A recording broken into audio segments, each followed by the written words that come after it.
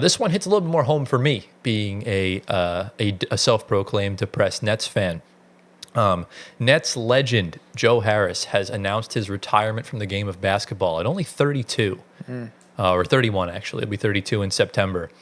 I think his agent told Shams around a couple days ago, somewhere along those lines. And yeah, after earning that big contract, that was the last contract he ever got. So, how big was that contract? It was 4 years, $75 million. Oh my From goodness. the Nets. Yes. He got his money. He got his money. And it's really a shame, too, because Joe's one of those guys with a really good story. Coming into the league, was a standout at Virginia, was part of that starting five with Malcolm Brogdon and Anthony Gill and all those guys. Was drafted in, I think, the 32nd or 33rd pick by the Cavs. So he was a LeBron rook, one of the last LeBron rooks in Cleveland. And obviously, when you go to a team stacked like that, you're not going to get any playing time. So he just rode the bench. He played a little bit every now and then. He did get minutes in the finals at like the end of the game in garbage time. And then I think in January of 2016 was traded to the Orlando Magic and cut from the Orlando Magic that day. And while all that happened, he was having foot surgery. So he just didn't know anything that was going on. Wow. So he was pretty much out of the league. Sean Marks takes over as the Nets general manager in summer of 2016. And Joe was one of his first signings. I think if you guys have seen the picture of like all those Nets players, like Jeremy Lin was there where they had the jerseys and everything, he was all the way on the end. And, you know, all players like that need is just a chance to play. And he took up the opportunity perfectly. Was a bench guy for a few years. And then once we got D'Lo and everything, he began starting. And then really kind of came into his own in 2019, where he won the three-point contest, led the league in three-point percentage. And then 2020 came, kind of the same thing. The lockdown actually benefited him because the last game, if you remember that Lakers game, he had, I think, a high ankle sprain. So he was going to miss time anyways. But because of that, he was essentially good. I don't think he even traveled with the team after that.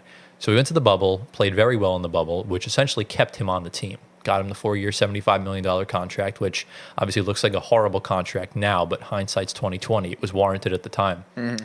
And look, I mean, that season was his best season, the year after signing that contract. I think he averaged like 15 a game on 47% from three. Yeah. Super efficient. Was, I think, far and away the best role player in the NBA that season. And then, yeah, the Harden, I think, was the big key for him. Really just unlocked a lot of his game because Harden's a good playmaker. Kind of found him in the corner. He was really good at cutting to the rim and all that stuff. Playoffs came around, was absolutely lights out against the Boston Celtics. Shot, I think, 53% from three. And unfortunately, with shooters, we saw this with MPJ last year. When you go crazy God mode in the first round, you're going to have a drop-off. And unfortunately, that's exactly what happened in the Milwaukee Bucks series. And that's unfortunately what his career is defined by, those struggles in games 3 through 7. I think he shot like 21% from three in those 5 games and missed that wide open sitter in overtime. And that kind of was the big, I guess, what's the word? The big hit to his career. It's a nail in the coffin. Really bad nail in the coffin. But obviously, granted, he still had 3 years left on his deal. We kind of ran it back with most of that team. Obviously, Harden left later on, but he kind of struggled to open up that season. But that November stretch of those first 2 weeks, he really kind of came back into his own, started to have that revenge tour, and then he sprains his ankle. I think it was Jeremiah Robinson Earl went up for a rebound with him, and Joe landed right on his foot, tweaked the ankle. And, you know, a lot of NBA players, Seth Curry had the same thing. They have bone spurs, little loose bodies that kind of float around, cause a lot of swelling. So he went for the surgery, and they botched the surgery. So the swelling never went down. He was still in pain, had to get another surgery. And this wound up being a career-ending injury because last season he did not look like himself, was barely playing in Detroit, got traded away in the offseason.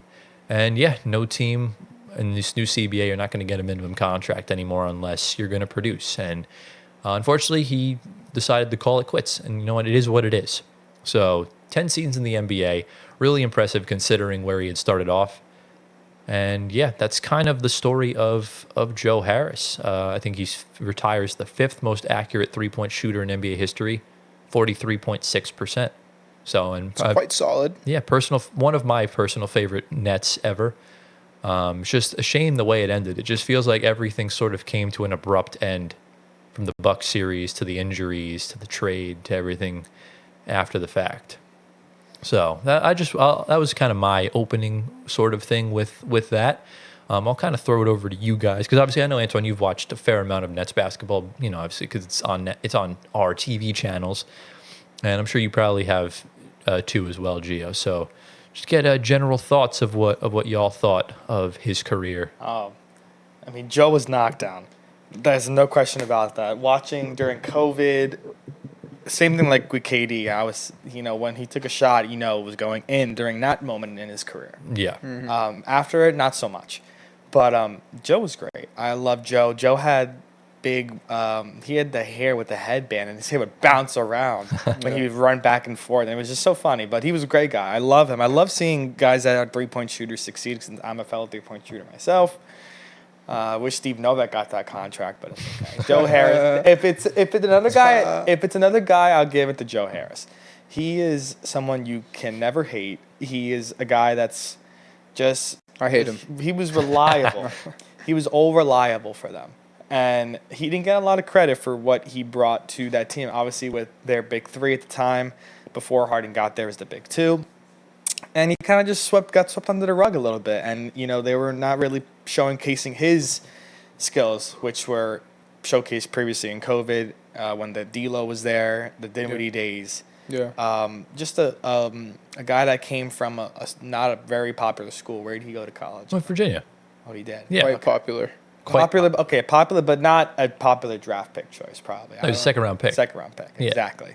So a guy that's coming from a big basketball school, but not really, I guess, touted as a first-round pick. But definitely blew out of the water, made the teams that passed him up look like garbage for passing up a guy like him that in his prime was a very great three-point shooter, someone that... Top 5 all time. Is that what it was?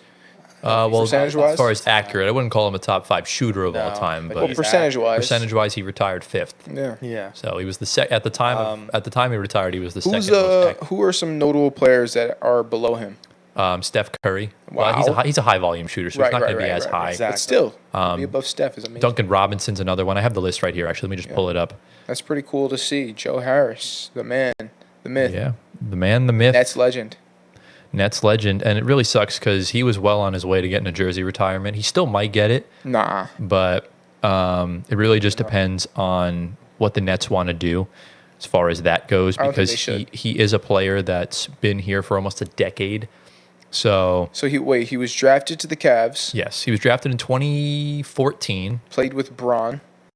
Yeah, he played with Bron and Kyrie. Yep. Did they go to the finals that year? Yes, they did. Did they win? No. They lost. It was in 2015. Unfortunately. And then he got traded in January, the year they won the title. Oh, yeah. So he kind of got screwed. But as far as notable players below, that is three-point field goals. Hold on. NBA all-time three-point percentage. Because there's definitely a lot of players notable below him, obviously, considering he's 5th. Here it is. I found it. So, yeah. So, below him. That was not planned. Yeah. That was not planned. So you got both Curry brothers are below him. Uh-huh. Steve Novak's below him. Let's go. Steve Nash is below him. Who's above him? Who's above him? The only 4 players above him. Actually, 4 out of the top 5 players had played for the Nets. So Here, can you guess who's above Joe Harris all time? 3-point percent. 3-point percentage. Yes. Ray Allen. No. PP. No. Why would Paul Pierce be? Wasn't he knocked down? No. I thought he was. Above Joe Harris. Okay, so Steve Kerr. Steve Kerr is the only non-Nets player above him. Okay, so he's probably number 1. He's number 1. Number 2, who is that guy? Number 2 is an old player. Tim Legler. You probably are not going to know who he is. No, just say it's not. It's Hubert Davis. Okay, yeah. No. Is that the coach for North Carolina? No, that's Roy Williams. No. Oh, well, he might be. Hubert Davis. Yeah. Sorry, I forgot. Roy I forgot he retired. Yeah. Number 3 is a current player. Oh shoot. On the Nets? No. On what team? Oh, I forgot he moved up. So there's only 3 in the top 5. He's in the West. He's in the West. Team? Memphis. That is Luke Kennard. It is. Yo. Luke Kennard's 43.9% if you round up. Who's 4th? Number 4 is Drazen Petrovic. Okay. The late Wow. Drazen Petrovic. Petrovic. Could have been a lot higher, unfortunately, Right. but God rest his soul. Yeah. And then below him, I mean, Clay's below him, Grayson Allen, Michael Porter Jr., Impressive. Wally Serbiak. So pretty much he goes down in history. Better than Steph, better than Clay, better than Ray. He beat Steph Curry in a 3-point contest. Okay. So he has that. Joe Harris, let's go. Yeah.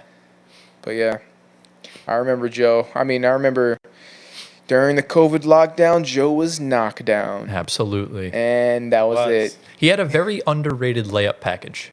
Yeah, really? Very underrated reverse layup package. I was He always broke it out every I now and was then. always on. Kyrie taught him that. I was Yes. always on the side for paying Joe just because he was so great and he was so underpaid. Yeah. And we always say like guys that deserve their money, like, who's another guy that got their money this year that was like Cade, but that's a Yeah. different story. But Or guys like a that role player like guys Durant. that are role players that got their money, and Joe was one of them. And then it kind of went downhill. But Yeah.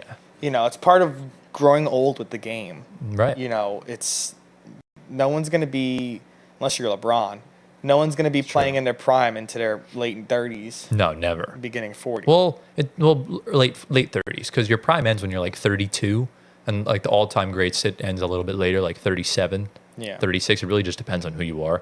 Because like, for example, I'm trying to think of like a good player, like someone like, I don't even know, Who's still playing in their like late 30s? someone older. So like someone like Russell Westbrook, for example, is Chris Paul. Russell Westbrook and Chris Paul. Chris Paul's prime kind of extended a little Let's bit stick with longer. Russ. Let's stick Yeah, with Russ. Russ's prime ended a lot earlier than like Jokic. Jokic's prime will probably end late 30s, just like LeBron. It's just LeBron's an anomaly because he's still jacked. He's still major league athletic. It's just like Yeah. you're never going to see that much. But yeah, no, I think with Joe, what really I could take away is that he never really got to right the wrongs because of the injury. Right. And when you're that durable, because obviously he had injuries at the beginning of his career, but when you're that durable, it just takes one injury to kind of throw you off course. And look, the surgery was botched, kind of is what it is. I hope he sues the crap out of that surgeon because cut his career short. Dang. And I think he'd still be playing right now if he never got I don't hurt. know if I would sue the surgeon though. Well, it's just That's kind of it's messed just an up. exaggeration. Yeah, it Bro, depends. bro already got 75 mil plus. Yeah. The surgeon probably messed up. He's like, oh man, it's an honest mistake. Yeah. Like A lot of things like that happen, unfortunately. yeah. Oh, absolutely. It unfortunately is what it is.